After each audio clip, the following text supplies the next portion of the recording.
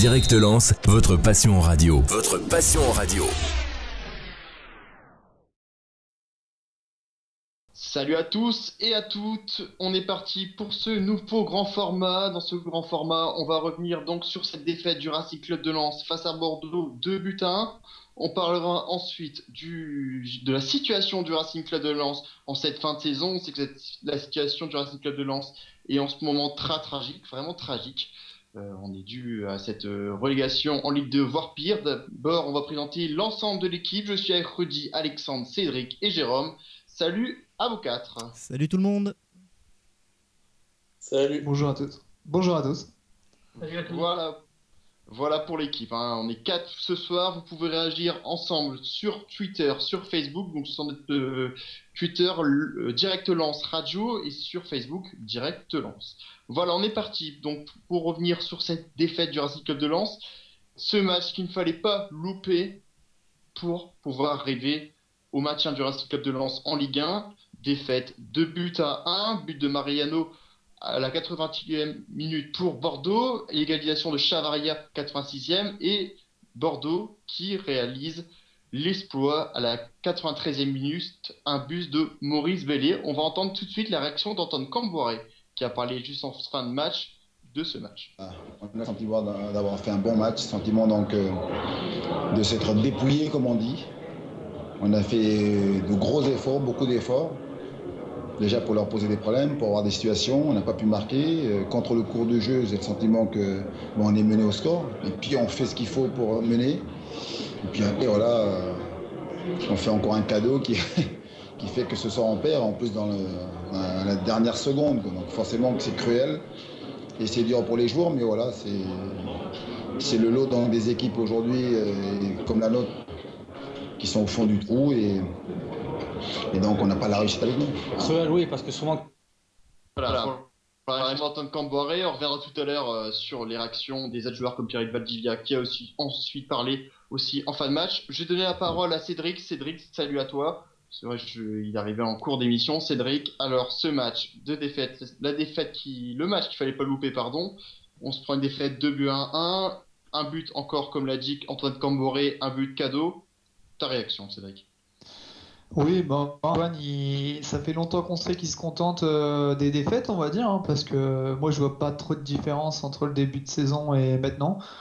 Toujours le même discours. Le RC Lens joue relativement bien, on va dire, qui joue bien par rapport aux joueurs qu'on dispose. On n'a pas trop à se plaindre, mais bon, il y a quand même quelque chose qui va pas, c'est qu'il y a toujours un joueur qui fait une boulette.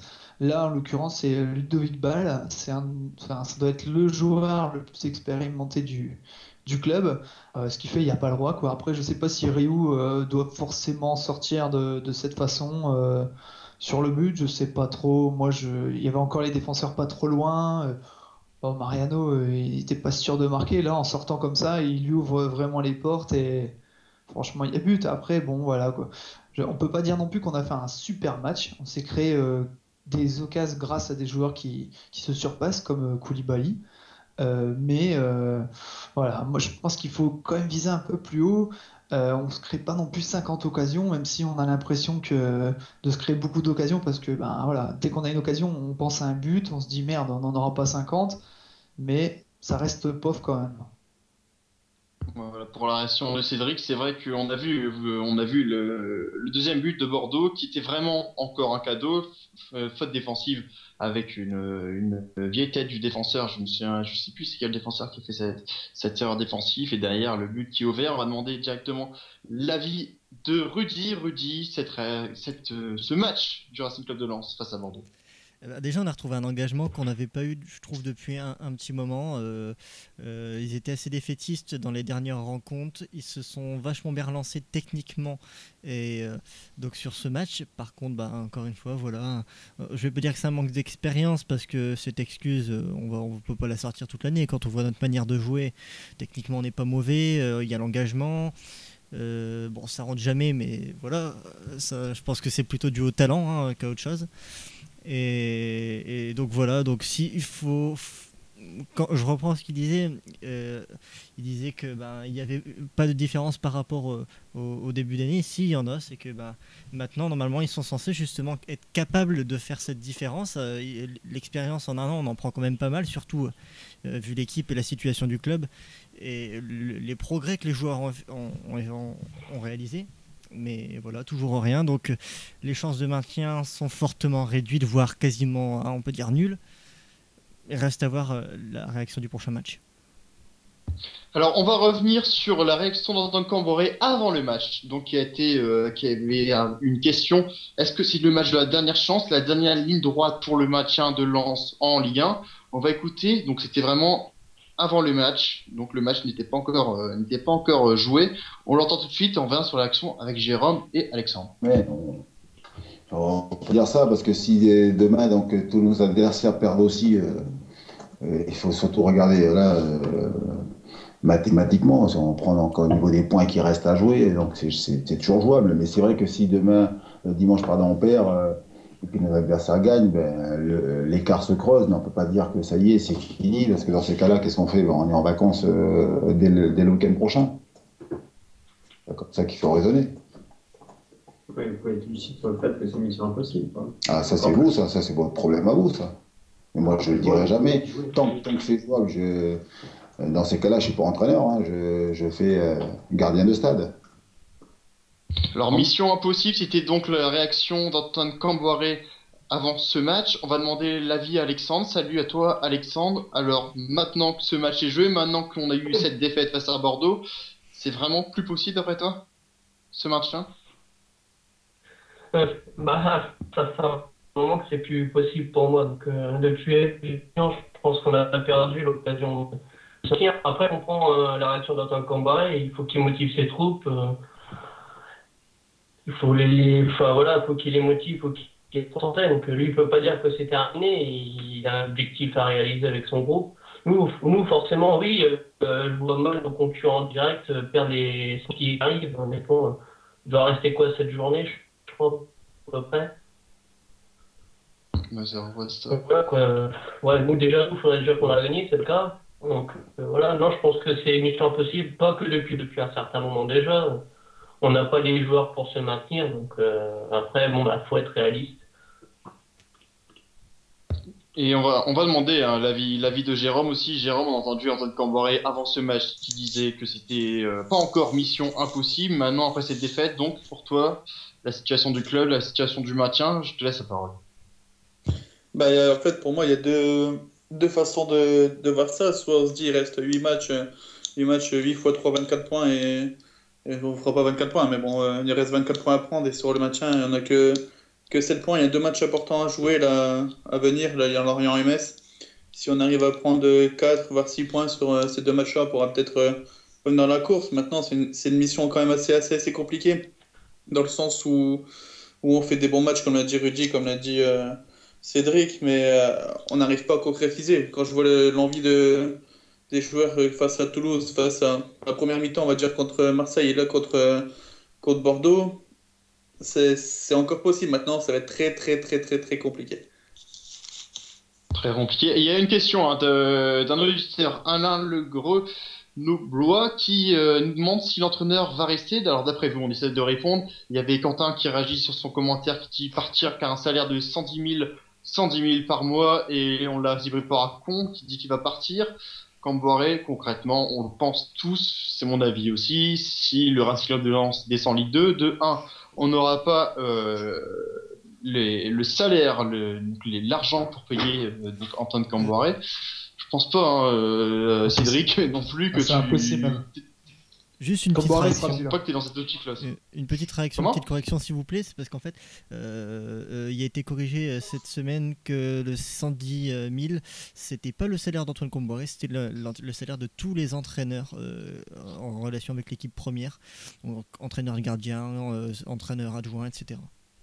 Oui, mais il tournerait autour des 60 000, ça reste vraiment énorme pour un club de Ligue 2, voire moins. Comboiré, de toute façon, il passe pour un héros en étant au RC Lens parce que voilà quoi, tout le monde dit avec une petite équipe, il arrive à faire des choses assez correctes. Bon, moi j'ai envie de te dire que l'entraîneur de Metz aussi, hein, il peut passer pour un héros. Son équipe n'est pas beaucoup plus expérimentée, à part qu'ils ont Malouda, Maïga, peut-être des bons recrutements, mais ils ont quand même pas mal de jeunes aussi. Donc, Comboiré, moi je m'inquiète pas pour son avenir, il va réussir à trouver quelque chose de correct, plus ou moins, on va dire, mais ce sera pas à Lens. D'autant Ça plus sera qu'il pas. est déjà annoncé en plus, excuse-moi Gaëtan, mais d'autant plus qu'il est déjà annoncé sur les tablettes de Saint-Etienne, donc son avenir elle est tracée. Moi ce qui me fait peur mais pour l'année prochaine, si on descend en Ligue 2 ou voire pire, c'est quel entraîneur. Parce que franchement, j'ai regardé le match de la CFA contre Lille, là, le derby ce week-end entre Lens et Lille, c'est Eric Sicora l'entraîneur. Si on met Eric Sicora comme entraîneur, honnêtement, c'est encore la catastrophe. Parce qu'il n'y a pas, il y a pas de niveau Bah, de jeu. peut-être, j'interromps parce que en fait, le match de CFA, oui, je suis d'accord avec toi, mais en même temps, il faut regarder un peu l'effectif. Il y avait Jeff Adelaide qui est Ah, très mais très fort, mais il a que je suis 17 ans. d'accord. Voilà, le problème de la D'accord, mais CFA, c'est que les joueurs ont 17-18 ans en majorité, face à des joueurs qui ont 30 ans et plus, parce que c'est la CFA, hein, c'est beaucoup d'anciens Ah, mais tu pros, penses que entre guillemets. l'effectif l'année prochaine, tu penses que l'effectif l'année prochaine sera un peu, il sera pareil, parce que les trois quarts des joueurs, l'effectif pro, peut-être pas les trois quarts, j'exagère un peu, mais les joueurs qui ont plus la plus grosse valeur marchande, ils vont partir. Donc il restera que les jeunes. Donc Ah oui. l'effectif, pour moi, il va changer considérablement. On va s'appuyer sur les joueurs de la CFA et si on regarde Sicora comme entraîneur, j'ai rien contre Sicora, hein, c'est un joueur que j'adorais quand j'étais gamin. Et je trouve que quand Garcia est parti, il a fait du bon boulot, mais sur le long terme, c'est pas un entraîneur qu'il faut, quoi. Faut voir à long terme maintenant, parce que sur un court terme, bien sûr que on va voir ça en Ligue 2 et on va visiter la Ligue 2. Et je peux même parier que l'année prochaine, on visera le match en Ligue 2, tu vois. Donc voilà, Pour, faut viser sur le long terme, mais pas sur le court terme. pour revenir un peu sur la politique des salaires qui ont été donnés sur le reste de Lens, il y a notre partenaire But Lens qui vient de sortir aujourd'hui donc le salaire donc c'est une infobut de Gervais Martel, donc notre président, et qui disait que le salaire n'était pas de 50 000 euros comme mensuel, comme quoi il a été diffusé sur la presse, mais de 12 500 €. Donc c'est une infobut qui est tombée aujourd'hui. Donc vous pouvez retrouver sur le site butfootballclub.fr. Donc déjà, ça c'est déjà plus raisonnable pour moi. On parlait de 50 000 euros. Est-ce que c'est un salaire justifié ou un salaire pas justifié? Là-dessus, le salaire est maintenant de 12 500 € d'après notre expert Butlus. Donc voilà, on va passer maintenant à la réaction. Ça, c'est faux, ça. Comment ça, Alexandre? Je te laisse la parole. C'est, Alexandre je vais revenir justement, parce qu'on parlait de Camboiré, on parlait du salaire de Camboiré, donc je vais revenir aussi sur celui de Martel. Quand il dit qu'il touche 12 500 € par mois, il parle que de l'impact sur la société anonyme. Mais il dit aussi il dit qu'il est en partie salarié de ça. Donc à mon avis, il a une autre partie encore qu'il va prendre en compte. En fait, il dit pas qu'il touche pas 100 € par mois. Donc c'est encore un jeu, enfin il joue sur les mots pour moi. Donc c'est quand même à vérifier. C'est comme le salaire de Camboiré. On dit qu'il est de 60 000 environ, mais avec la prime touchée pour la fin de saison pour la montée, on est aux alentours de 100 000 € net mensuels.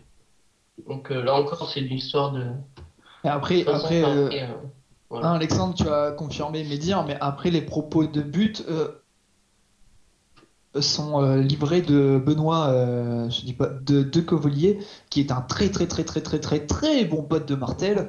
Donc ça, tout le monde le sait. Même si c'est peut-être un bon journaliste, on sait tous que c'est un excellent pote de Martel. C'est d'ailleurs c'est même l'étiquette qui traîne et du fait qu'il y a un peu plus de mal, on va dire, auprès des supporters à se faire entendre parce que tout le monde sait très bien qu'il est tellement pote avec Martel qu'il va pas froisser son grand copain, on va dire. C'est sûr que là-dessus, on verra.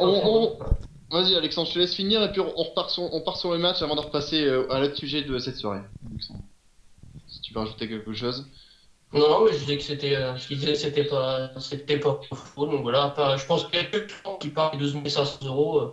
Ailleurs, sur France Noire, Pas-de-Calais et l'équipe, on est bien aux alentours de 50 000 € par mois. Ça prend tout ce qui touche hors SAP. Voilà. Voilà pour l'action d'Alexandre. Allez, on revient sur ce match. Jérôme Lemoine qui a donné aussi son ressenti après ce match. On l'écoute. Dernière minute, vous savez le match que l'on fait. Je pense qu'on a la chance de revenir au sport. On n'a pas su garder au moins ce point qui aurait été mérité, qui nous aurait fait du bien dans les têtes pour préparer le match de Lorient. Donc voilà, c'est vrai que cette défaite fait mal, une défaite de plus. Donc voilà, c'est dur à encaisser, mais c'est comme ça. On arrive à... Donc voilà pour la réaction de Jérôme Lemoine qui a parlé tout à l'heure pour le site officiel du Racing Club de Lens. J'ai envie de poser une petite question avant d'en partir au deuxième sujet du match. Est-ce que ces joueurs ont parlé que les jeunes joueurs n'avaient pas encore l'expérience? Est-ce que après une saison presque finie en Ligue 1, est-ce que pour vous ils ont l'expérience pour continuer? On parle déjà des joueurs qui vont être vendus aux autres clubs. On va juste demander directement à Rudy. Peut-être Rudy, pour toi, ces jeunes maintenant, on parle encore de manque d'expérience, pardon, ou est-ce qu'on a vraiment encore un problème à tenir le score pour s'imposer face aux équipes comme Bordeaux? Le problème, je pense que c'est une fausse excuse, le manque d'expérience, faut arrêter de dire ça, parce que tous les professionnels, les commentateurs sportifs, les experts, ils disent tous que on arrive à poser des problèmes, on arrive à créer du beau jeu. Donc le manque d'expérience, c'est pas une excuse, on arrive tout le temps à faire des choses vachement bien. Là, il y a Jérôme Lemoine qui parlait encore de la chance de revenir. Non, c'est pas la chance, c'est juste que ils ont insisté, ils ont été assez bons, ils ont rien lâché, ils ont tout donné. Et voilà, et forcément ça finit par payer, mais il y a toujours, ils sont très défaitistes depuis la mi-saison. On avait un discours avant qui était même si on n'a pas de recrues, on s'en fout, on va tout donner, et résultat à la mi-saison on était encore présent, on n'était même pas relégable. Et dès que le mercato hivernal est fini, on n'a pas eu de recrues, c'est notre manque d'expérience, et là on a chuté. Donc pour moi, les joueurs qu'on a là, forcément ils vont être recrutés un peu partout, parce que je pense que les présidents qui ont pas mal d'expérience ont dû le comprendre, ça, que c'est pas un problème de manque d'expérience. On a des joueurs qui ont du talent, certains sont très jeunes, d'autres moins, mais techniquement, physiquement, ils sont présents, ils font le travail correctement, mais c'est pas l'expérience qui cloche, c'est la mentalité. Mentalité pour Rudy. Jérôme, un dernier avis avant de passer à la situation du Racing Club de Lens actuelle. Moi, ce que j'aimerais revenir c'est sur ce que je viens de dire, Jérôme Lemoine. Il dit c'est une défaite de plus, c'est une défaite qui fait mal. Donc, quelque part, moi j'ai peur pour cette fin de saison que les joueurs soient, de toute façon c'est une évidence, mais soient touchés moralement, quoi. Donc, si en force on continue de prendre des défaites, ce que j'espère pas, j'espère qu'on va se relever, mais à force de prendre des défaites, les joueurs ne sont plus là mentalement. Comme l'a dit Rudy,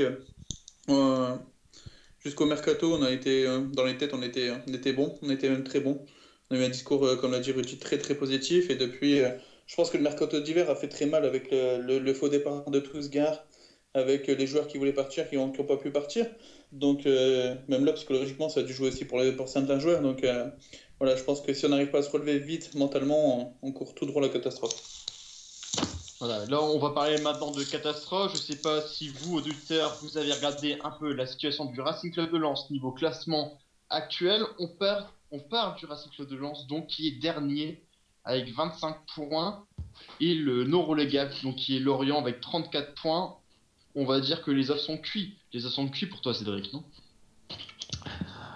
On va dire que pour les moins pessimistes, et encore, on va dire, pour se remettre un peu en question.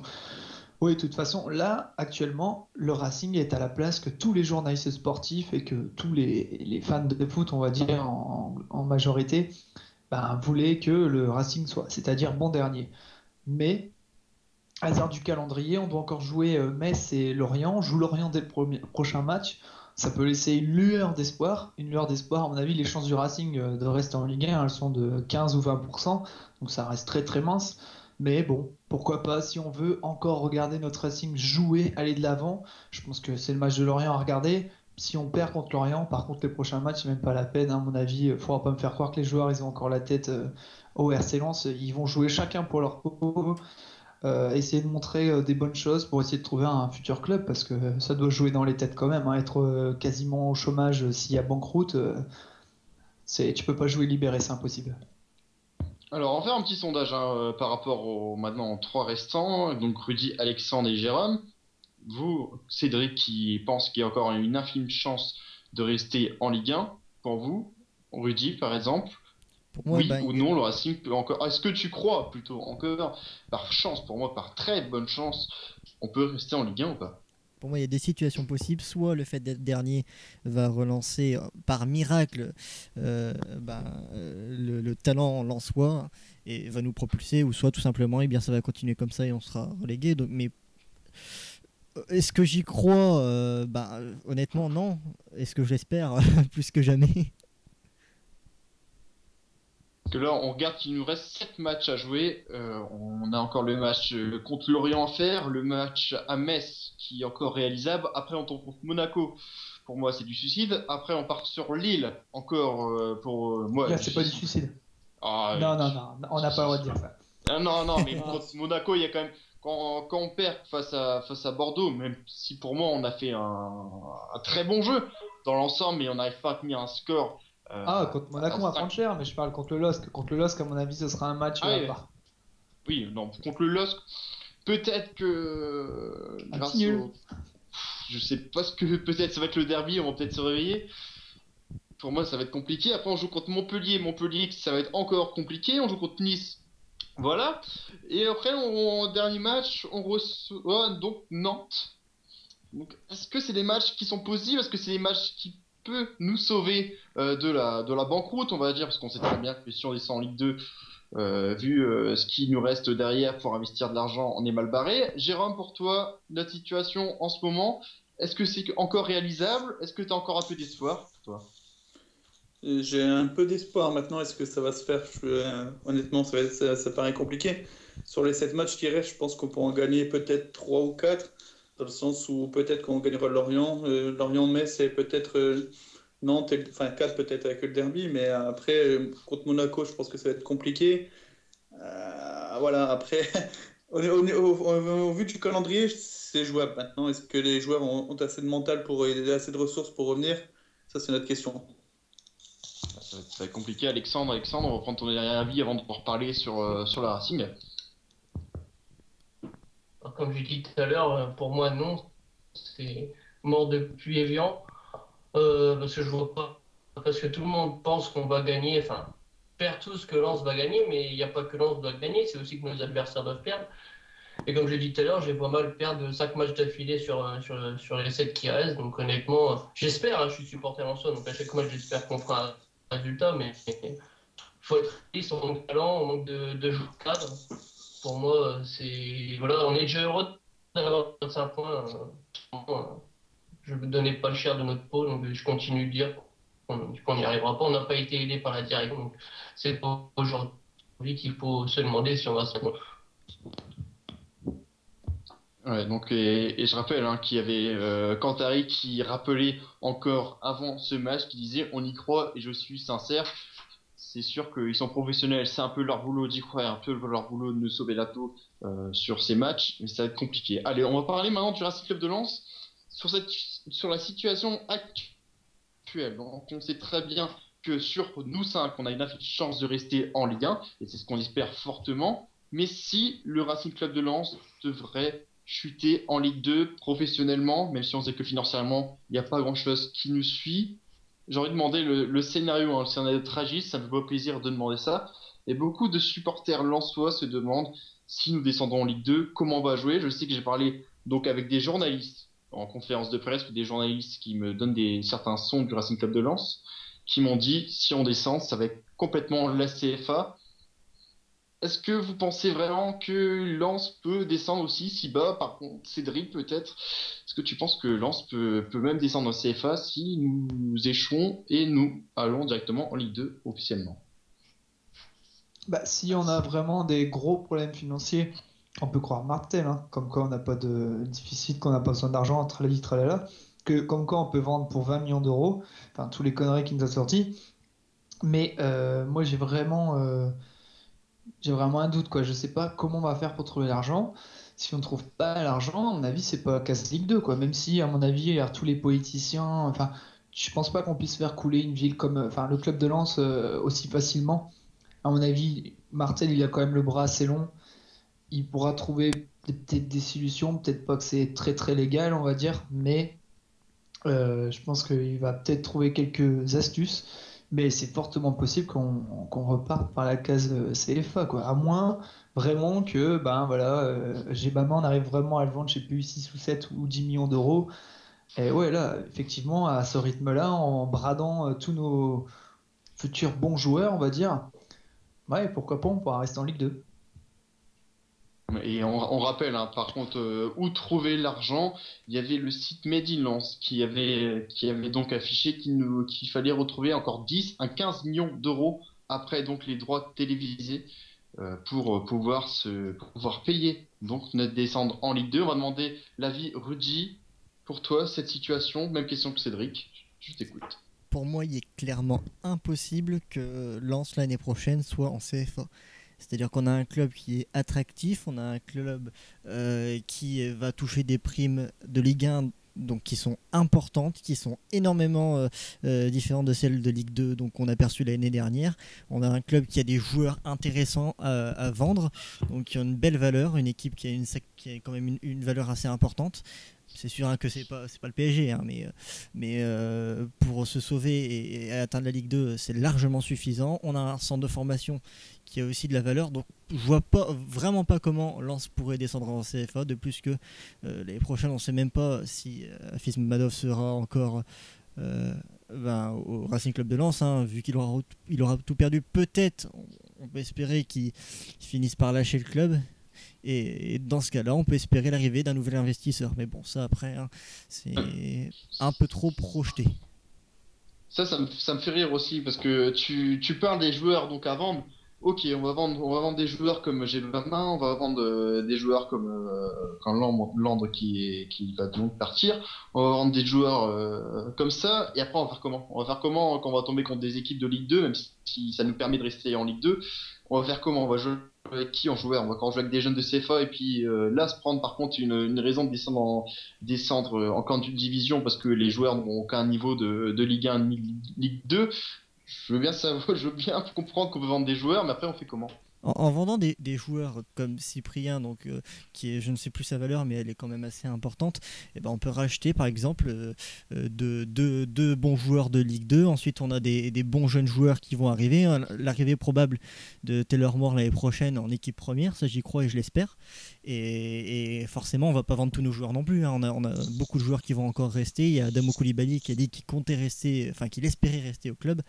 On peut même espérer une année supplémentaire pour Rudy Rioux si on descend en Ligue 2, qui lui aussi a dit qu'il espérait pouvoir jouer encore l'année prochaine. Donc avec plein de joueurs comme ça, des anciens donc, qui ont joué à la Ligue 1, des jeunes qui ne sont pas encore dans l'équipe, et en vendant nos joueurs, en se faisant une marge, hein, forcément, hein, pas de dépenser toute la somme qu'on aura récupérée avec une vente, mais en achetant ou en faisant des prêts, et ben on peut racheter des joueurs de Ligue 2 et dans ce cas-là jouer le maintien sans problème. Le problème, ce serait quand même je reviens sur tes propos Rudy, hein, ce serait quand même un petit retour en arrière parce que là actuellement on a Gebama qui a une saison de Ligue 2 je crois, puis maintenant il est en Ligue 1, donc on peut quand même parler un peu d'expérience maintenant. Un gars qui joue une saison en Ligue 2, généralement les grands clubs prêtent leurs joueurs en Ligue 2, ils reviennent dans leur club, boum, ils jouent quelques apparitions en Ligue 1. Nous c'est un peu ce qu'ils ont fait nos jeunes joueurs, mais faut faire attention, quoi. Je veux dire, si, bien sûr, on sera obligé de vendre tous nos jeunes, quasiment la totalité de nos jeunes qui sont en train de briller. Peut-être pas Bourigeaud, même s'il brille parce qu'il est blessé, ce sera peut-être bien pour nous, on va pouvoir le garder. Mais on va devoir tous les vendre. Le problème, c'est que derrière cette génération qui est très très forte, les joueurs n'ont que 17 ans à peu près, hein, 17-18 ans. Hein. Donc, est-ce que, je sais pas, est-ce que cette génération de 17-18 ans, comme il disait tout à l'heure Jérôme, va être à la hauteur en Ligue 2 parce que comme il l'a dit tout à l'heure, ils sont pas non plus exceptionnels en CFA, ce qui est logique, hein, parce que c'est quand même un gros niveau pour quelqu'un de 17 ans. Enfin, je sais pas, Jérôme, t'en penses quoi? Moi j'ai regardé le match hier, samedi entre la CFA, entre Lens et Lille. Je peux te dire certains jeunes ont un bon niveau, que je pense notamment à Taylor Moore, à Jeff Adelaide, pardon. 2-3 jeunes joueurs comme ça. Ensuite, je reviens sur les propos ainsi un peu de Rudy, dans le sens où déjà, regardez Rudy l'année prochaine, Rudy Rioux, Ça semble pas une bonne idée pour ma part, mais bon. Non, mais voilà, je pense que. J'ai envie de te poser la question, pourquoi ça te semble pas une bonne idée, Jérôme, de pas garder Rudy Rioux au Racing Club de Lens l'année prochaine? Là, t'as vu le match qu'il a fait contre Bordeaux? Et normalement, sur la première frappe, il me semble, c'est Sertic de loin, j'ai l'impression qu'il va... qu'il va la mettre contre son camp, tu vois. Donc voilà, c'est pas un gardien touriste. Non, après, c'est Rudy Rioux. On va dire que c'est peut-être pas le meilleur gardien, hein, comme si on avait gardé il faut laisser la place aux jeunes. L'année dernière. Mais je veux dire, tu veux bien garder la place aux jeunes. À mon avis, s'ils jouent, c'est que Bellon ou des jeunes gardiens du centre du Racing Club de Lens. C'est normal. Il y a un monde aussi, excuse-moi de te couper Gaëtan aussi, il y a un écart aussi considérable entre la Ligue 2 et la Ligue 1. C'est que Rudy Rioux, c'est un joueur de Ligue 2 pour moi, c'est pas un joueur de Ligue 1. Donc Bellon, ça sera pareil. Si tu lui donnes pas sa chance au gamin, il jouera jamais. Je comprends pas d'ailleurs aussi pour la signature d'Atrous, parce qu'Atrous, il joue ni en CFA, ni avec l'équipe première. Donc il était même pas sur la feuille de match contre Lille en CFA. Donc c'est qu'il y a un souci quelque part. On n'arrive pas à former des gardiens à Lens. Voilà, c'est... Si je peux me permettre, justement, tu disais que pour toi, Rioux était un gardien de Ligue 2. Donc, si l'année prochaine en Ligue 2, je vois pas le problème à le garder. En plus de ça, si on va forcément avoir énormément de jeunes, parce qu'on va devoir vendre pas mal de joueurs, donc récupérer beaucoup de jeunes. Donc, un joueur comme Rioux, assez expérimenté, ça fait forcément énormément de bien. Et quand on voit les parades qu'il a fait, parce que tu parlais du match de Bordeaux, mais quand on regarde toute la saison, les parades qu'il fait, la qualité encore qu'il a à son âge, ça peut être que bénéfique de garder Rudy Rioux. Après, moi, je suis un peu d'accord avec Jérôme, parce que Bellon a montré des excellentes choses sur le peu de matchs qu'il a joué. Il n'a pas réalisé non plus d'énormes boulettes, on va dire. Il était pas forcément... Rioux, l'avantage qu'il a, c'est l'âge et son expérience. En Ligue 1, dans notre effectif, le niveau d'âge est tellement bas qu'on ne peut pas se permettre de mettre Rioux ailleurs que sur le terrain. Ça, c'est obligatoire. Pourquoi ? Parce que on va dire que son âge lui donne un énorme avantage. Mais en Ligue 2, est-ce qu'on a vraiment besoin de Rioux ? Parce qu'à mon avis, entre Bellon et Rioux, il doit déjà avoir un fossé au niveau salarial. Donc est-ce que ce serait pas plutôt judicieux de garder Bellon, qui a une excellente marge de progression, qui semble faire de bonnes choses, tandis que Rioux, voilà, il pourra toujours dépanner, on est d'accord. Après, moi, avec Jérôme, je suis un peu d'accord, entre Rioux et Bellon, moi, je vois pas une grande différence, quoi. D'autant plus que Rioux arrive en fin de contrat, donc à partir de là, est-ce qu'il va vraiment rester à Lens et refaire une saison en Ligue 2 l'année prochaine ? Ça, c'est notre question. Il Pour l'a partir souhaité, avec un effectif un peu plus jeune, je pense que c'est pas une mauvaise idée non plus. Parce que sur le terrain, quand on voit... Excuse-moi, je finis juste ma phrase, après je te laisse parler. Mais sur le terrain, moi je vois plus que... j'ai l'impression que les jeunes, à part Koulibaly hier contre Bordeaux, mais je suis désolé, Koulibaly hier sur Bordeaux, il était intenable. Les jeunes ont montré de l'envie. Guillaume a montré de l'envie, même si je pense que sur un côté, c'est pas son meilleur poste. Dans l'axe, Loïc Landre, il a que 23 ans aussi, hein, donc moi je pense que par rapport à Cantari, il n'y a pas photo non plus. Mais les jeunes, il faut les laisser jouer. Et à partir de là, si on les laisse jouer, je pense qu'ils montrent autre chose que les cadres aujourd'hui, à l'heure d'aujourd'hui. Tu parles de Rudy Rioux, hein, qui pour toi a fait pas donc son boulot. On peut dire qu'il fait comme son boulot, mais t'as peur de ses arrêts. Mais je sais pas, tu comprends, l'année dernière déjà, il a été mis en deuxième gardien pour remplacer donc Areola, donc qui est parti. Pour moi, cette saison, il fait son job. Il nous a sauvé des buts. Je sais pas si énormément. Bellon, si un joueur comme Bellon, il va découvrir de la Ligue 2, c'est peut-être de la Ligue 2, mais il faut un minimum d'expérience, quoi. Il faut. Je vais te retourner la question. Si on n'avait pas eu de problème financier, là, on va pas refaire le monde. Mais si on n'avait pas de problème financier, ça aurait été qui dans les buts cette saison ? Ça aurait été Areola ou Rioux ? Parce que Areola est resté. Hein. Ça aurait été Areola, mais le problème c'est qu'à Areola, le talent était déjà... on était déjà sûr de son talent, alors que Valentin Bellon, on n'en a pas encore... Là, on n'avait pas parlé d'expérience, on avait parlé de talent. Et au niveau du talent, je suis désolé, Bellon est peut-être un petit peu en dessous de Rioux à l'heure actuelle, mais à force d'accumuler l'expérience, il va revenir au niveau de Rioux. On peut même pas encore l'évaluer de toute façon, son talent. Il n'a pas fait assez de matchs. Ouais, voilà, il n'a pas fait ses matchs. Et Rudy Rio, il a des années d'expérience. Et Ça pour moi, peut il n'y a faire pas que du d'âge. bien. Il y a des âges limites pour les gardiens, mais c'est beaucoup plus poussé que l'âge actuel de Rudy Rio. Pour moi, il a sa place dans le Racing Club de Lens. Il a sa place, tu l'as dit toi-même, hein, qui est à un niveau Ligue 2. Pour moi, il a sa place donc dans cette équipe du Racing Club de Lens pour pouvoir faire monter ce Racing en Ligue 1 l'année prochaine. Si, je parle bien avec des si, on descend cette année, parce que c'est très probable que cette année on descende en Ligue 2. Rome, je sais pas si tu as quelque chose à rajouter sur le cas de Rudy Rio, mais pour moi, c'est un gardien à faire rester et à faire re-signer au Racing Club de Lens. Mais à part si on n'a pas la finance pour payer son salaire, c'est sûr que les longs, ça sera beaucoup moins cher. Ça, c'est mon avis personnel. C'est ton avis personnel, j'aime bien. Voilà. C'est pas un gars Rio, c'est pas un de mes joueurs préférés à Lens. Donc voilà, j'ai mon avis. Je te dis juste que l'année prochaine, si Bellon, on lui laisse sa chance, voilà, ça sera Bellon l'année prochaine en numéro 1, tout simplement. Donc on en reparlera tout autour de cette émission. Je rappelle aux auditeurs qui peuvent réagir ensemble avec nous sur Facebook, sur Twitter, Direct Lens Radio, sur Twitter, Direct Lens sur Facebook. On va parler maintenant en cas de descente du Racing Club de Lens. On va toujours au conditionnel et on n'espère toujours pas que ça va arriver. On espère se maintenir en Ligue 1, même si après financièrement il nous coûte toujours des sous. Quels sont les joueurs qui pourraient rester au Racing Club de Lens, surtout les joueurs qui pourraient partir, et est-ce que ça va vraiment nous handicaper? Cédric ou Rudy? Rudy, allez, on va partir avec Rudy, parce que c'est Rudy qui nous a proposé cette question tout à l'heure. Pour toi, les joueurs qui vont partir en premier au Racing Club de Lens? Forcément Cyprien et Gebam, parce qu'ils ont été très attractifs. Les rumeurs, on en a eu d'un peu partout. Baptiste Guillaume également, il y a eu pas mal de rumeurs.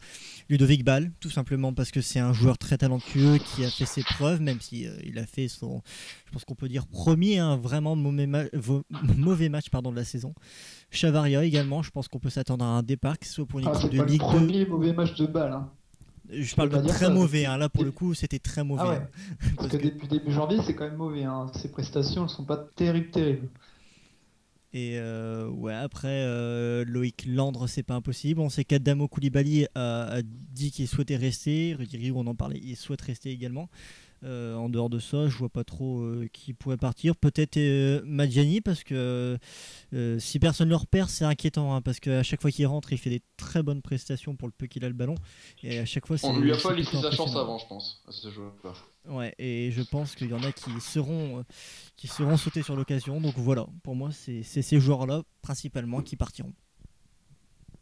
Ouais, Cédric qui a interrompu en même temps Rudy pour parler, donc je sens qu'il a envie de parler. Cédric, je te laisse la parole sur ces joueurs qui sont potentiellement qui doivent partir du Racing Club de Lens potentiellement pour l'année prochaine pour trouver des sous.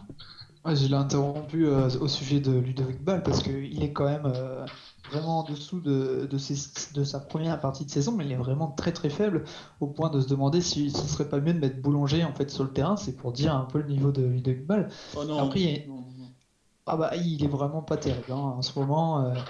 Chaque joueur a de la concurrence, comme on le citait pour Rayou. Je pense que si t'es pas à la hauteur, c'est direction le banc, c'est tout, même si t'es un cadre de l'équipe. Mais après, je pense qu'il y a une liste.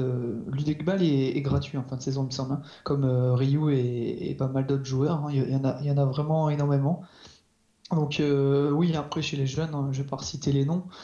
Mais je crois que Guillaume, le staff va vouloir le garder, il me semble. Mais j'ai vraiment rien. Je pense que ça soit les deux qui vont partir en premier. C'est quasiment certain. Et pour moi, c'est pas tellement des grosses pertes, quoi. C'est vraiment pas les joueurs où je serais dégoûté de les voir partir. Moi, j'ai un avis contraire sur Baptiste Guillaume. Je sais que je le protégeais déjà en début de saison en disant ce joueur il va éclater. Je le trouve pas extraordinaire. Je le trouve vraiment pas. Il est dans son match. On a vu qu'il y a eu l'occasion face à Bordeaux d'ouvrir leur score sur une grosse occasion. Il se retrouve face au but tout seul. Mais pour moi, c'est peut-être un Lensois qui m'a déçu cette année. Je me suis dit, il va exploser, il va même rattraper Chavaria niveau but ou Johan Tousgaard niveau but. Il n'a pas fait grand-chose. On va demander l'avis à Jérôme qui a peut-être un avis contraire sur ce qu'on a dit depuis tout à l'heure sur les départs, des jeunes joueurs du Racing Club de Lens. Je vais y arriver. Non, mais les départs, de toute façon, je pense que Il y a déjà Cavaret qui est vendu à Rennes. Après, Cyprien et Guillaume, à mon avis, vont partir en premier avec Gébamin. Mais Guillaume, l'avantage, c'est que par exemple, Lyon était dessus, et encore dessus d'ailleurs. Et l'avantage que Lyon nous ferait, c'est qu'il est prêté directement à Lens, qu'il serait prêté directement à Lens. Donc ça, c'est pas plus mal, tu vois, pour qu'il reste dans un noyau aussi, on va dire, de Ligue 2, qui apprend encore toujours. Mais je reviens sur ce que tu as dit un peu sur Guillaume. Guillaume, il joue pas son poste, en fait. Pour moi, Guillaume, c'est vraiment l'attaquant de pointe. C'est pas l'attaquant qui joue à gauche ou à droite. C'est pas un ailier, en fait. Donc, est-ce que ça joue aussi sur ses performances? C'est possible. Mais après, ceux que j'aimerais bien voir rester, moi, je vais revenir là-dessus, parce que tu m'as demandé ceux que tu aimerais bien voir rester. Ça sera Adamo, forcément. Et Oui. après, j'aimerais bien conserver Chavaria. Mais Chavaria, ça va être compliqué aussi, un niveau salaire. Je pense qu'il doit être un des salaires les plus élevés de l'équipe. Et peut-être Toussaint aussi qui pourrait partir, parce que Toussaint déjà l'annonce à Lorient en fin de saison, au mercato d'hiver, mais si Lorient descend, et à mon avis, il n'ira pas à Lorient, mais Toussaint, c'est possible qu'il soit parti en fin de saison. Et j'aimerais bien aussi garder Aristote Medjani, parce qu'Aristote Medjani, comme vous l'avez dit, là, les rentrées face à Bordeaux, franchement, j'ai pas compris pourquoi il ne le mettait pas tout de suite, parce que c'est un joueur qui est vif, qui est technique, qui a une force de persuasion, de pénétration aussi assez importante. Donc voilà, c'est un peu Koulibaly, mais en plus jeune. On va passer à maintenant. Pour moi, ce que tu as dit, Jérôme, ça serait la grosse connerie, ce serait de lâcher Yoann Toussaint. Peut-être Alexandre aura un avis contraire sur ma réaction. Alexandre, je te laisse la parole. Ouais, non, de toute façon, moi, Toussaint, je le vois bien partir. De toute façon, sûr. pour ce qu'il fait en ce moment, je pense que voilà. Mais il est sur il est blessé, le pauvre. Il est blessé, donc mais il peut bon, pas je jouer trouve que grand-chose. ça fait un peu un petit Diaby. Un petit Diaby à Lens, ça me fait bien marrer. Mais je suis pas sûr que sa blessure soit vraiment une vraie blessure. Mais bon, moi, je pense que vraiment que Bourrier va partir. Parce que j'ai entendu Bourrier en parler, justement, vu qu'il s'occupe de ses intérêts, pardon. Je pense qu'il ouvre la porte à un départ. Après, oui, comme on a dit, je pense que Bâle va partir, Chavaria, Landre. De toute façon, là, les 3 quarts vont partir. Si honnêtement, on est en Ligue 2, la plupart vont partir. Et Sénac, de toute façon, on en a parlé juste avant le match contre Bordeaux. Ça va faire 20 millions d'euros. Donc voilà, donc on sait déjà que les dirigeants pour us vont vendre la plupart de nos joueurs. Et je pense que le problème, c'est qu'on ne sait même pas qui sera notre coach. Et c'est ça le point d'interrogation au premier, c'est qu'un joueur, tu ne peux pas recruter ou vendre tant que tu ne sais pas qui va venir entraîner. Et là, je ne vois pas qui va venir dans ce merdier. On ne sait déjà pas qui va être à la tête du club. On ne sait déjà pas qui va partir, qui peut arriver, qui va les entraîner. Honnêtement, c'est vraiment le flou total. Et je ne vois pas un coach venir en disant « Bon, bah, je signe les yeux fermés » dans ce club, honnêtement. Donc voilà, pour moi, ça va être, qu'on soit en CFA ou en Ligue 2, ça va être un super chantier pour l'année prochaine. Le seul point positif, c'est qu'on aura notre stade. Oui, si on joue minimum en Ligue 2. Pour nos joueurs, si on est en Ligue 2, oui, bah, on parle de si, je vais parler de si. Je préfère parler de la Ligue 2 que de la CFA, parce que ça me fait peur. Je préfère partir en Ligue 2. Parce que niveau finance, ça va être compliqué. En Ligue 2, ouais, après ça quitte. Ouais. Si c'est pour partir en Ligue 2 avec Mamadov et Martel, je préfère encore retourner en CFA, c'est malheureux à dire, mais bon.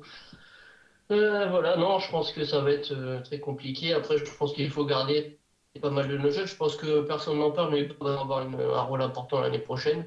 Madjani aussi, Mo risque d'arriver en milieu de terrain, j'espère, parce qu'on n'est pas sa place.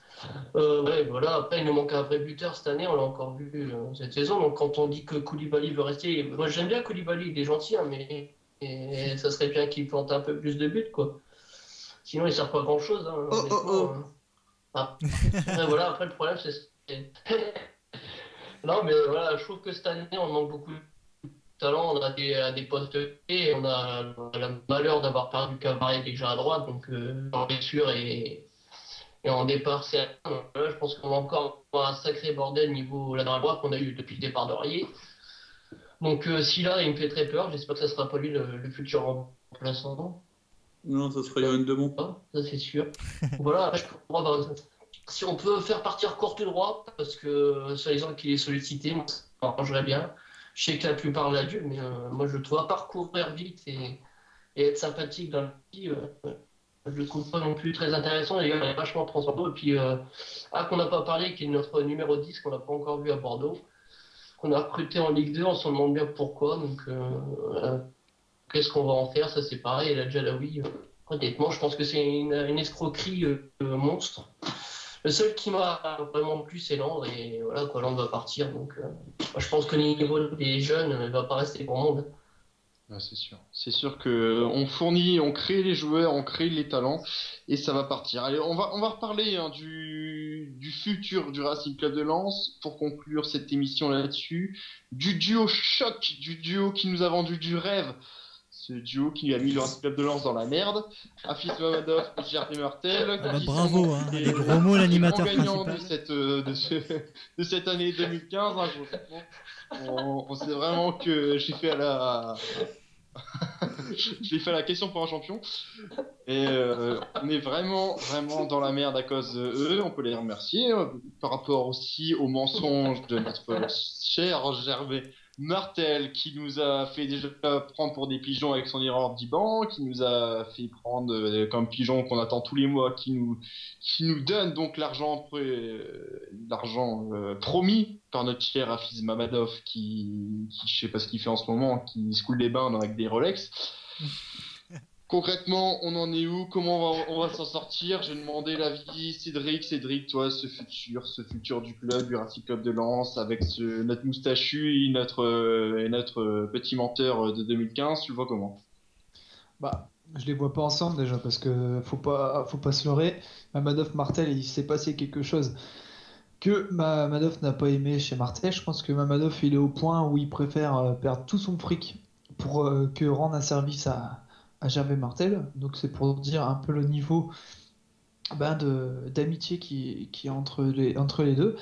Donc ouais, non, l'année prochaine, si il y a encore Martel, il y aura pas Mamadov, hein. Et à mon avis, Mamadov c'est terminé quoi.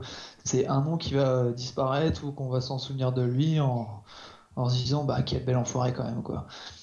Parce que bon, même s'il a un litige avec notre dirigeant, il tient notre club de cœur entre ses mains quoi. Enfin, avec une de ses mains, on va dire. Ouais, avec une de ses mains, avec ses doigts en ce moment. Allez, Rudy, on va passer à toi pour nous parler de cette petite histoire, donc, qui s'est passée entre Hafiz et Martel. Pour toi, ce futur du Racing Club de Lens, ça va se passer comment? Alors, je sais pas si ça va se passer comme ça, en tout cas je l'espère. J'espère que Hafiz va enfin partir. On parlait d'un retour, qu'ils arriveraient à faire baisser à 30% ses parts, mais moi j'espère vraiment qu'il va partir et que, parce que je fais partie de ceux qui apprécient malgré tout Gervais Martel, j'espère que Gervais va réussir à retrouver une solution et derrière à permettre à Lens de remonter en Ligue 1 ou alors de se maintenir à une place correcte en Ligue 2. Et voilà, et de permettre de retrouver une assez bonne image dans le club, parce que malgré tout, faut pas oublier que même s'il a fait des conneries, il a fait tout ce qu'il a fait avec le cœur, il a tout fait vraiment pour Lens, et ça a mal tourné, mais ce qu'il a fait, c'est pour Lens, il a donné sa vie. Et d'ailleurs, je sais pas si vous avez vu, on l'a souvent vu lors du match contre Bordeaux, je ne le reconnais absolument plus. Il a pris un coup de vieux impressionnant, donc moi j'espère vraiment que Gervais, parce que c'est sûr, un Gervais ne partira pas l'année prochaine, j'y crois absolument pas, même si Hafiz part, forcément, indirectement, Gervais doit partir, mais je pense qu'il trouvera encore une solution pour rester, et j'espère que ça sera la bonne. J'avais entendu dire que, je sais plus qui avait dit ça, vous allez pouvoir m'éclairer, quelqu'un de connu qui avait dit que Gervais Martel, son seul problème, c'est qu'il a été trop supporter du Racing Club de Lens. Quand il parle trop supporter, c'est qu'il n'a fait peut-être pas... Daniel Leclerc. C'était qui avait dit ça? Daniel Leclerc. Ah voilà, Daniel Leclerc. Au moins c'est direct, c'est proche. Je me souvenais plus du tout, j'avais juste lu la phrase. Et moi ça me confirmait ce que je pense de Gervais Martel actuellement. C'est peut-être qu'il est trop supporter, peut-être qu'il a fait ses erreurs parce qu'il était trop supporter du Racing Club de Lens et qu'il a peut-être fait des mauvais choix. Allez Alexandre, pendant que tu prends la parole, je te laisse dire ton avis sur ce futur Racing Club de Lens. Moi, il me fait peur, parce que si Mamadou s'en va, il y en a encore un autre qui va rester, et que moi, quand il y en a un qui vient, il y en a un autre qui part, et j'aimerais bien que les deux viennent et les deux partent ensemble. Je suis de qui ont un grand respect pour ce qu'a fait Gervais Martel par le fait qu'on ne va pas non plus le mettre de côté, mais depuis quelques années, et voilà, il a quand même coulé pas mal d'entreprises. Il a fait pas mal d'erreurs et il s'en sort toujours mal, la preuve avec le responsable de communication RCS. Voilà, pour moi, c'est quelqu'un qui est trop passionné comme.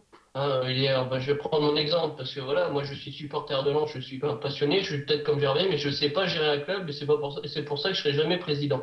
Et je pense que pour lui, ça devrait être pareil. Je pense que la retraite a peut-être un peu sonné. Je pense qu'il aurait mieux fait de repartir plutôt sur une note que finir comme ça, parce que c'est quand même malheureux. Parce que je l'aime bien quand même, je ne vais pas non plus le penser à toi, mais c'est quand même malheureux de le voir finir comme ça. Et je pense que c'est quand même de sa faute si Mamadov est arrivé, c'est quand même lui qui a été le chercher. Les soucis avec Hafiz, on sait les raisons, je pense, en tout cas. C'est une de mes suppositions, en tout cas. Donc voilà, je pense que les deux ne s'aiment pas, ils se luttent une guerre en interne. Que Mamadov ne voudra jamais partir parce que c'est une pression sur le pays, que Martel ne voudra jamais partir parce qu'il a tellement besoin d'avoir un salaire qu'il lâchera jamais le club, et que voilà, il va trouver un actionnaire, mais qu'avec lui à sa tête, et ça c'est ce qui me pose un gros souci. Vu que la gestion ne date pas de Mamadov, en tout cas, je pense que Mamadov n'y connaît rien au niveau du club. Je pense qu'on y va, on lui demander des sous et les sous arriver.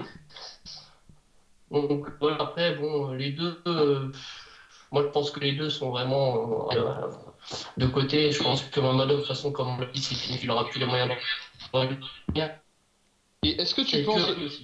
J'ai envie de te poser une question avant, Alexandre, on passer la vie à Jérôme, et Jérôme qui répondra aussi à cette question en ce moment.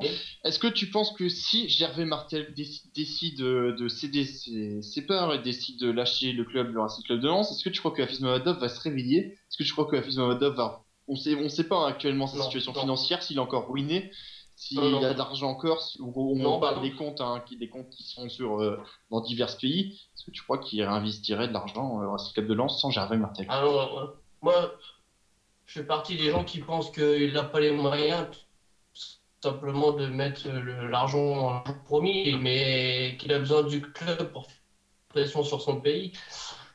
Et comme on l'a dit, je pense qu'il y a quand même des soucis avec Gervais Martel, parce que Gervais Martel dit un jour noir, un mois plus tard dit blanc, un mois plus tard dit bleu. Donc je pense que niveau communication, ça doit pas être top. De toute façon, on l'a comme au club, je pense que c'est qu'on n'a plus. Et je pense que là, Martel, plus ça va et plus sa popularité baisse, la preuve avec les journalistes. Je pense qu'avec les supporters, sont à un point de non-retour aussi. Et quand on voit le communiqué des Tigers, justement dans le but Lens, je pense que pour lui, voilà quoi, je pense qu'il y a eu une époque où il a été le grand président, c'est vrai, mais que là, c'est le présent et le futur, et que le présent et le futur, ça se passe autrement, et que dans plusieurs clubs, il y a longtemps qui seraient partis. C'est dommage d'avoir un comme là, c'était une pas prendre exemple sur lui au niveau de la gestion, quoi. Voilà, pour moi, c'est quelqu'un que je respecterai par ce qu'il a fait, mais voilà. Pour moi, les deux sont finis, honnêtement. Les deux, je ne sais même pas s'il connaît Lens, parce que honnêtement, il a aucune. On l'a jamais vu communiquer, il n'est jamais venu chez nous pour s'expliquer. Je me demande s'il est encore vivant d'ailleurs, parce que c'est un vrai fantôme. Donc entre un mythomane et un fantôme, j'ai peur pour l'envie qu'est le RCS. Alors qu'on a notre cher Alain tout à l'heure qui dit qu'on parle de Blanchard comme président. Enfin, on va passer l'avis à Jérôme. Jérôme, pour cette réaction sur tout ce qu'on a dit, et la même question qu'Alexandre que je lui ai posée juste après, je te laisse déjà parler sur cette fameuse histoire entre nos deux amoureux, Hafiz Mamadov et Gervais Martel, qui au début se prenaient tendrement dans les bras, et puis maintenant ça devient au drame. Je te laisse parler. Ouais, je vais juste d'abord répondre à Alain. Blanchard comme président, faut pas y penser tout de suite. Je pense que avant que Blanchard soit président, enfin voilà, faut pas y compter là-dessus. Je pense qu'il faut qu'il arrête de boire. Excuse-moi Alain, mais Blanchard comme président, franchement, arrête de rêver. Bref. Après, on parle de lui en fin de contrat, mais. Ouais, enfin arrêtez. Dans ce cas-là, il faut refaire revenir Sibierski, il faut refaire revenir les anciens. En tant que directeur sportif. Non, franchement, Blanchard comme président, pourquoi pas Johan Demont sinon. Enfin arrêtez. Bref. Ne touchez pas à mon Demont, s'il vous plaît. Hein? Ne touchez pas à mon Demont. Non, mais bon, j'ai rien à voir. J'ai rien compris. Je trouve que ça a été un joueur du RC Lens qui a dépanné quand il fallait.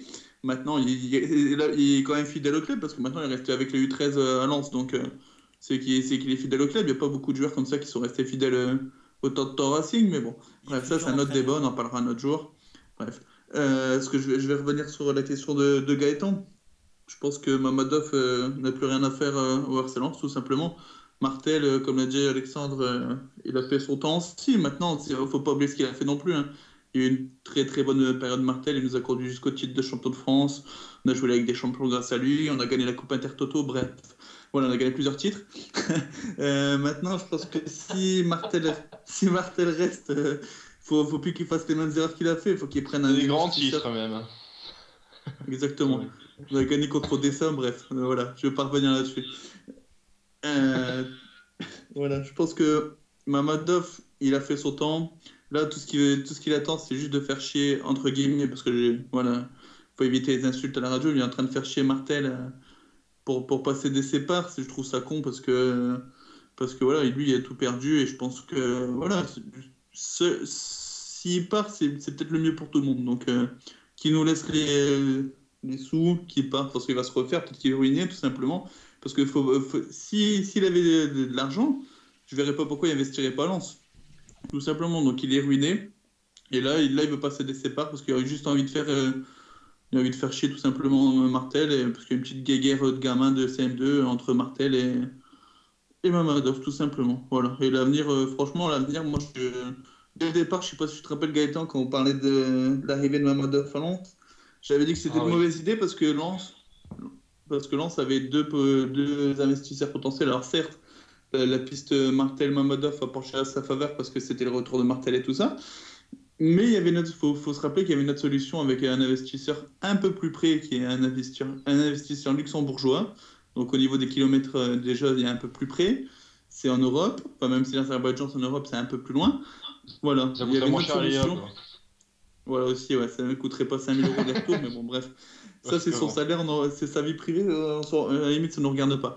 Mais voilà, et je pense qu'il y avait d'autres solutions à faire. Maintenant, voilà, c'est parce qu'il y avait Gervais Martel qui était investisseur prioritaire. Donc voilà, c'est juste que parce qu'il y avait le nom de Martel, il n'y avait pas Martel, il y avait juste choix à faire entre Mamadov et le groupe à l'époque, c'était le groupe Pankrove ou Mangrove, je sais plus. Non, Mangrove, c'est un. Bon, bref, il y avait un investisseur. Mangrove, exactement. Mangrove, ouais, Mangrove, bon, bref. On n'est pas joué sur les mots, mais je suis sûr que s'il y avait juste le truc entre Mamadov et Mangrove, peut-être que Mangrove y aurait été choisi. Parce que Mamadov, à l'époque, on le connaissait pas et on s'est bien fait avoir, tout simplement. Après, on en parlait, hein, Gérard, je me souviens très bien que les débuts de l'émission, c'était encore sur RC Lensois Radio, du site rclensois.fr qui est aussi partenaire. On excuse François qui n'a pas pu être là pour voyager à l'étranger. Enfin bref, ça on s'en fout. On reparlait donc d'Hafiz Mamadov et de son arrivée. Et on disait même qu'on avait peur que Hafiz prenait donc le Racing Club de Lens en actionnaire principal pour pouvoir mettre son pays en vitrine et pour pouvoir donc sortir l'Azerbaïdjan en super pays, roi du foot, comme l'a fait le Qatar avec le Paris Saint-Germain. Et bah ça a loupé, ça a loupé fortement, et on voit maintenant la situation de l'arrivée d'Hafiz Mamadov au sein du Racing Club de Lens, et ça fait très très très très mal. Donc on espère tous bien sûr que le Racing Club de Lens va réussir à se maintenir en Ligue 1 déjà cette saison, c'est très, très compliqué. On voit juste une dernière question, après on conclut. Il y a beaucoup de journalistes qui ont demandé donc à Antoine Camboiré et à un autre joueur, c'était Cantare qui devait être en conférence de presse, et les journalistes avaient donc demandé combien de pourcentage a-t-on de chance de rester donc en Ligue 1 cette année. On va demander l'avis de Cédric. Combien de pourcentage de chance on peut rester en Ligue 1 cette année? Moi je l'ai dit tout à l'heure, je reste sur mon avis, hein. Allez, 10-15%, ouais, pas plus.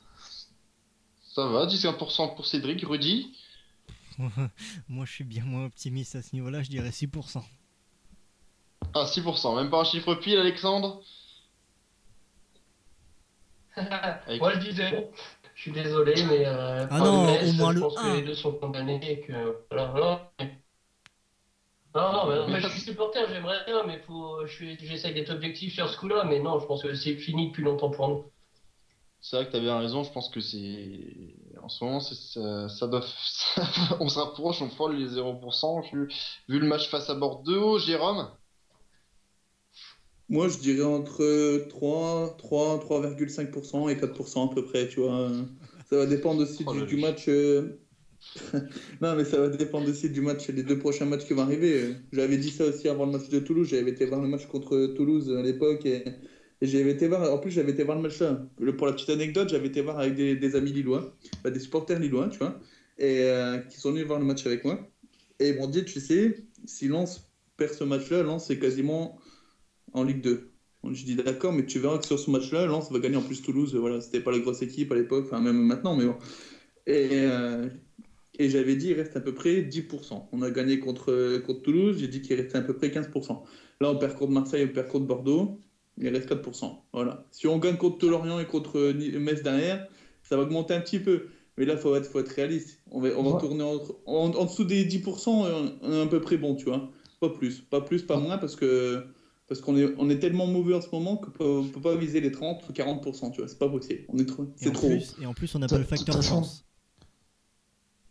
4, 6 ou 10% ou 15 même, ça reste vraiment très très bas. Ouais, il y a quand même je pense que tout le monde est d'accord. 10%, Ouais. Oui, enfin bon, je pense que franchement, cette année, ça. On Mais va voir. c'est une année. Non, c'est une année de merde, tu peux dire. C'est une année galère. C'est vraiment. C'est une année galère. Non, c'est Dès pas le mois de une juillet. année. C'est pas une. Mais si, c'est une C'est pas galère. une année galère, tu peux. Bah, attends, C'est pas laisse-moi une année finir, galère, t'as une année. C'est une année galère et après on discutera. Mais c'est une année galère parce que dès le départ en juillet, la DNCG nous dit on descend national. Parce qu'on était voilà, on descend national parce qu'on n'arrivait pas de papier, tout ça. Hop, on a réintégré. Non, c'était l'année dernière, mais bref, c'est pas grave. La DNCG nous dit on va monter en Ligue 1. C'est la première. Dès le départ, j'ai dit là, c'est une année de merde parce que dès le départ, on nous offre pas la possibilité d'aller en Ligue 1. Bon, bref, après, quand Barré fait la grève, tout ça, déjà là, il y a une couille de 10 kilos. Bref, Mamadov qui donne plus de sous, ça accumule, ça accumule. Donc, c'est pas une année de merde, comme tu dis si bien. C'est une année où. J'ai pas envie de dire une année de merde, parce qu'une année de merde, c'est trop petit pour dire ça. C'est une année qu'il faut oublier, parce qu'une année de merde, c'est facile. Une année de merde, l'année prochaine, ça sera une année de. Si tu crois comme ça, l'année prochaine, ça sera pas une année de merde. Mais là, on est parti sur plusieurs années de merde. Ça sera une année de sous-merde l'année prochaine parce que là, je sais pas comment mais on va non, sortir. On est parti sur une décennie d'années de merde. Parce que, franchement, de toute façon, depuis l'arrivée de Giroud en 2006, là où on joue encore la Coupe Intertoto, depuis ce temps-là, c'est des années de merde. Franchement, depuis ce temps-là. Dans ce cas-là, les gars, on va dire une période de merde. Hein. Bah oui, c'est ce que j'ai commencé en 2006 avec l'année de Giroud, Jean-Pierre Papin et tout le bordel. Là. Et Laszlo Bologna, 3 entraîneurs qui n'ont servi à rien. Après, on a réussi à prendre Jean-Louis Garcia, mais c'est pas mieux. Et après il y a Eric. Bon, Eric Scoran, j'ai rien à dire parce qu'Eric Scoran, il avait pris la saison en cours. Donc voilà, c'est pas encore. C'est pas trop de sa faute. Mais à partir du moment où, quand tu savais en plus que 5 minutes avant, on pouvait avoir Didier Deschamps. Là, tu l'as mal quand même. Donc là, tu passes de Didier Deschamps à Giroud, tu vois, tu passes en dessous. Giroud il est viré, t'as Jean-Pierre. Ah là, franchement, t'as recruté le top. Hein. Jean-Pierre Papin. Et après, il n'y a pas un problème de recrutement, non. Et là, si on écoute Alain, ça sera Jocelyn Blanchard, président. En directeur sportif, on va nous mettre Antoine Siberski. Et en tant qu'entraîneur des gardiens, on va nous mettre. Allez, attends, Guillaume Barmuse, pourquoi pas. Quoique j'ai bien Guillaume Barmuse, ça va. Ah bah oui. Là, c'est la référence, mais comment veux-tu dire là, pour moi c'était vraiment la merde. Attends, c'est pas que c'est une année de merde concrètement, mais en fait si tu veux discuter ce don là, on a fait non, je mettais pas année de merde. Cette saison-là, ça part pas de cette saison-là. On certes on monte en Ligue 1, mais faut partir largement avant. Parce que là si on a. Bah vas-y, je t'écoute, mais moi je te dis que c'est pas juste cette année qu'on a une année de merde. C'est de l'année dernière, on avait une année de merde. Même. Je retire peut-être pas une année de merde, mais une année de déception. On a un Afizodov qui arrive avec concrètement Bonjour, moi j'ai plusieurs sociétés, plusieurs grosses sociétés, j'arrive pas à parler ce soir, plusieurs grosses sociétés, je vais vous mettre de l'argent, s'il faut acheter des joueurs comme Falcao, on l'achètera, pourquoi pas, on sera les meilleurs, on a les meilleurs supporters du monde, on l'a vu face à Monaco alors qu'on s'est pris une déroute 7-0 et qui continue à dire on a les meilleurs supporters, on va devenir les meilleurs du monde. Mais déjà là, ça commence à sentir le pâté là. Là déjà là, tu commences à faire ce gars-là, soit il nous dit de la merde, ou soit il va vraiment faire comme Paris. Ok, on arrive, on attend l'argent. Ah, problème d'Ivan. Hop, on arrive, hop, fin de mois. Fin de mois, toujours rien. Deuxième fin de mois, toujours rien. Après, l'argent est perdu, ou on savait toujours pas. La communication du club, zéro. On sait très bien que la communication du club, à part nous dire que Yann Tousgar est blessé, ou qui va être suspendu quelques matchs parce que il voulait jouer la CAN. Mais j'étais Voilà, suspendu un match en plus. Oui, voilà. Et puis, vu la communication du club, c'est juste là-dessus, sur le cas Hafiz Mamadov, on est quoi? 2 ou 3 communiqués du club maximum sur toute la saison, sur où sont passés ces fameux 14 millions d'euros. Là, franchement, si t'appelles pas ça une année de merde pour nous dire, en gros,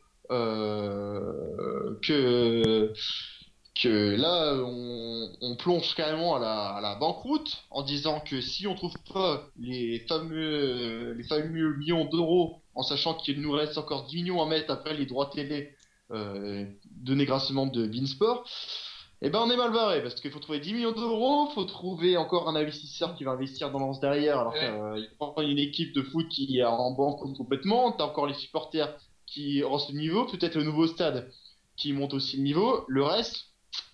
Vous prenez pas cher de la site du Racing Club de Lens. Donc si t'appelles pas ça une année de merde ou une année de déception comme tu veux, je sais pas ce que t'appelles une année de merde à part à l'époque de Giroud. Franchement. Comment ça, Alexandre? C'est quoi le point commun Ouais, non, mais je me demandais c'est quoi le point commun entre cette année-là et les 8 années suivantes, précédentes, parce qu'on va descendre. Les entraîneurs. Ça fait quoi, la 3e descente en 8 ans? Non, après le Non, point c'est commun, Martel. C'est juste pour info. non, Le point commun, c'est qu'on avait pour Gervais. les 8 ans, on a eu une petite pause entre Martel qui était parti, Gervais Martel qui était parti entre deux. Ah non, mais oui, ah non. Ouais, mais bon, ils ont dû gérer la catastrophe économique à certains Gervais Martel précédemment, mais voilà, donc c'est le point commun, c'est qu'on a à chaque fois. Ouais, ça a été bon. Après, il y a peut-être quelques histoires entre deux, mais ouais, je pense que voilà, le gros souci actuellement, c'est vraiment la commune du club. Ouais, voilà. Donc, Mais c'est vrai que c'est une saison de merde. C'est une saison de merde, voilà, on est d'accord, c'est une saison de Mais merde. bon, je pense qu'il y a pire. Ouais, non. Mais ça peut être pire, hein. Honnêtement, ça Oui, peut bah, être pire. Donc, Ça sera pire quand on on a nous aura enlevé. Ça sera pire quand Antoine Cambora va dire bon bah c'est bon maintenant salut les gars je me casse. Bah, il a déjà dit, de toute façon, il l'a dit. Oui, bah oui. Il a dit qu'il partirait, donc. Attends, c'est normal il aussi, plus tu de vois pas. savoir si Camboré est pas où il reste. Camboré, au mois de juillet, le 1er juillet, enfin, au mois de mai, enfin, je sais pas, la saison elle se finit le 30 mai, je crois, à peu près. Le 1er juin, il a fait ses valises, il part direction les tropiques, tu vois. Lui, pour rien, il n'aura plus rien à foutre. Enfin, c'est pas qu'il n'aura plus rien à foutre, mais sa saison là, à Lens, elle sera terminée. Non, tu vois, on l'a entendu tout à l'heure pendant la conférence de presse d'avant-match que je l'ai fait passer tout à l'heure. Il a bien dit bon voilà, moi mon job, on est professionnel, on joue la saison jusqu'au bout, on essaie de gagner, on essaie de limiter les dégâts. Limite, c'est pas limiter les dégâts, mais on essaie de se maintenir parce que mathématiquement c'est encore possible. On a vu ce match-là qu'on s'est fait encore planter une défaite 2-1, encore dû à un manque d'espérance pour certains journalistes. Bon voilà, maintenant il a aussi raison, un entraîneur qui a le nom d'Antoine Camboré et qui a son expérience. Je veux dire que c'est un super entraîneur, même moi je le félicite de ce qu'il a fait cette année malgré l'effectif qu'il a eu. C'est normal aussi qu'il y ait un Sport Racing Club de Lens. Là, l'année de merde qui se prépare pour l'année prochaine, ça va être vraiment terrible. Pas d'entraîneur. On va se retrouver avec un président qui va toujours attendre ses 14 millions d'euros, qui aura peut-être trouvé son code d'IBAN qui va être validé. À part si c'est Jocelyn Blanchin. Oui, non, mais là, je parle concrètement de ce qui est possible. Je vois pas qui peut investir dans le Racing Club de Lens en ce moment. Encore peut-être un Belge, un mec qui est de 1 million, et pas un Arabe. Standard de Liège. Hein? Vous n'avez pas annoncé le président de Standard de Liège qui voulait investir? Entre ce qui est écrit dans la presse et ce qui est... C'est ce qui était dans la presse apparemment lors de la dernière réunion de Gervais Martel avec le comité de direction et le comité d'administration. Il y avait trois investisseurs qui seraient intéressés à reprendre le Racing. Ouais, si t'as lu ça le 1er avril, non, c'était pas le 1er avril, c'était la fête nationale de l'Azerbaïdjan, je crois, il y a pas longtemps. Bref. Ah, c'est un Français, c'est ça, et 2 étrangers, il me semble. Donc, on verra on verra là-dessus sur ce cas de Jurassic Club de Lens. Bon, après cette bonne émission de un peu plus d'une heure, même 1h30. Si je peux me permettre juste une chose, on a eu des réponses par rapport des participations sur Facebook, par rapport au débat qu'on faisait tout à l'heure, donc sur les transferts et sur Rudy Rioux. On a David qui nous dit c'est une blague, place aux jeunes et aux nouvelles têtes à tous les niveaux. Bien que je respecte Rudy, il n'est pas une solution d'avenir, surtout si on veut reconstruire. Alain qui nous dit balle annoncée à Nantes et Quentin qui nous dit non, Belon est meilleur, lui ce n'est plus possible, comme Lemoine, plus personne n'en veut. Voilà. Voilà, c'est clair, c'est dit, c'est à peu près... Je suis d'accord avec, pas avec Alain, mais je suis d'accord avec Quentin et David. Voilà pour la réaction des auditeurs ce soir. Merci à tous de nous avoir suivis donc pour ce grand débat de Direct Lens, le premier. On espère en faire encore beaucoup. Tout dépend de vous aussi qui nous suivez. Merci de nous avoir suivis, auditeurs, ce soir. On rappelle que cette émission, peut-être vous l'écoutez maintenant en replay, donc il va tourner tous les jours donc sur l'antenne de Direct Lens et qu'on est encore joignable sur Facebook, sur Twitter. Donc Direct Lens Radio sur Twitter, Direct Lens sur Facebook. Donc rejoignez-nous, suivez-nous. Posez-nous vos questions et vous aussi vous pourrez réagir et peut-être rejoindre Direct Lens pour venir réagir avec nous en radio. Donc on va vous laisser. Voilà, je mets le petit jingle et on n'a plus qu'à vous souhaiter une bonne soirée. Salut à tous, ciao. Direct Lens, votre passion en radio. Votre passion en radio.